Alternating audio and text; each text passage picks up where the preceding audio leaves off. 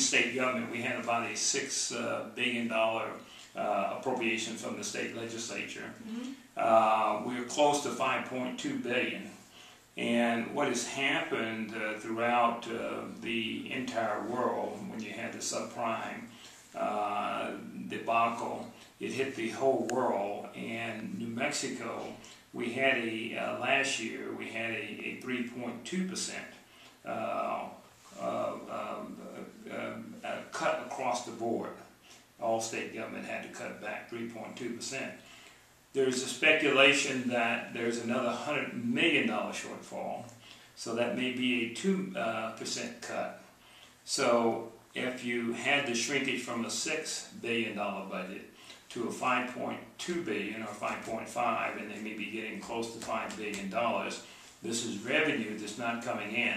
For example, if you look at our budget, probably a third of the revenue is generated by oil and gas.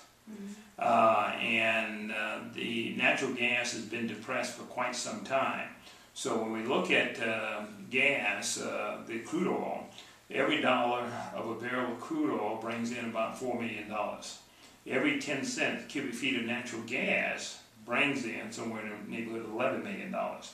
Well, the natural natural resources was about a third of our budget. It went down to 20%. Today is speculated or projected to be around 12 or 13%. That's the hole we're trying to fill. Okay, and that maybe when you're talking about loss in revenue, that's the area that when you say investments, it's not investments. This is loss of revenue is not coming into the general fund. Intel, when I was city manager in Rio Rancho, they probably had about 6,500 employees. Today they have 3,000. So our biggest employers in this state is Kirtland Air Force Base, City of Albuquerque, state government. And so now you have the pocket of reduction in force in government. So those are now, and when people are consuming goods and services, you're not having the construction going on, the infrastructure within the respective states. So those construction workers are going to patronize the restaurants. They got to have supplies and stuff that they're buying from the businesses there. So this is where you're looking at the revenue coming in the state government. So what we have to do, working with DFA and working with LSC, part of our responsibility is, as a treasurer, is that I can't deficit spend. The state by constitution can't have a shortfall in spending. So DFA's watching it, the Treasury's watching it, all of the cash flows. So we have the cash manager in my office, so we're looking at the dollars in the Treasury. So, but again, that's why the legislators are coming back with the revenue forecasting now to try to figure out how they're going to make up for this shortfall in revenue coming in. So I think there's two areas that we can really, hopefully, be successful in the future. One being healthcare.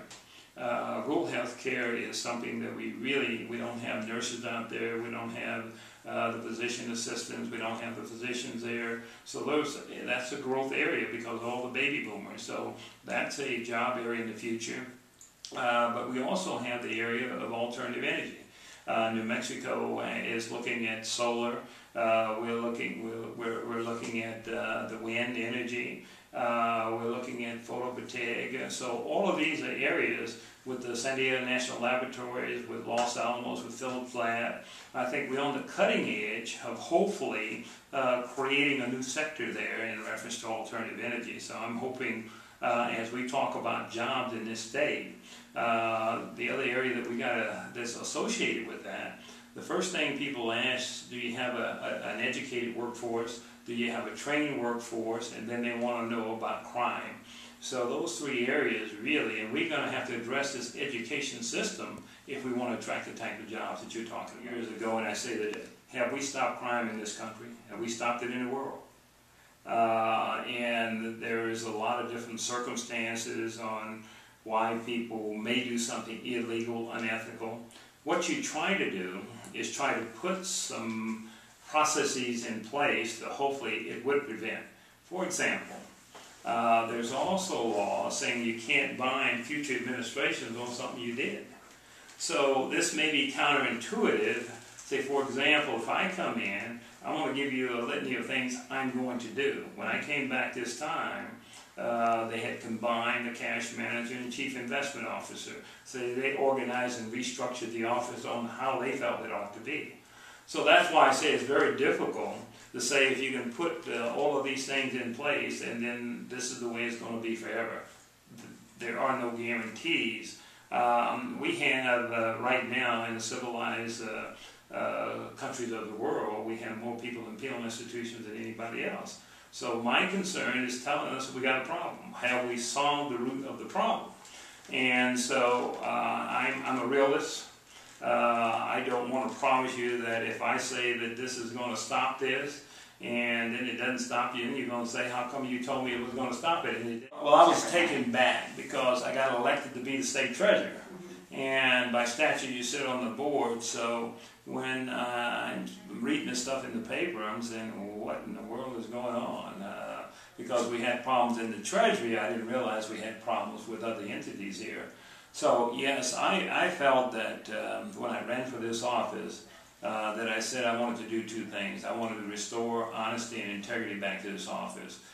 We need to make sure we're doing what's legal, what's ethical, and what's good for the community. Not good for I or me, but it's good for we and us. And so that is the same thing I would take to any of those boards. When we start talking about the big I, then I think we're in it for the wrong reason.